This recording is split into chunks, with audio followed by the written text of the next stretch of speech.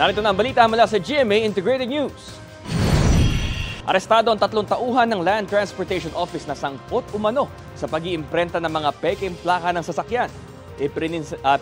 Iprinisinta sila ni Interior Secretary Benhur Abalos at LTO Chief Assistant Secretary Vigor Mendoza II.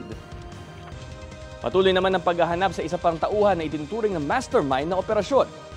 1 taon din daw na binantayan ng mga suspect at kahapon lang sila nahuli sa aktong pinupuslit ang 5 pares ng plaka.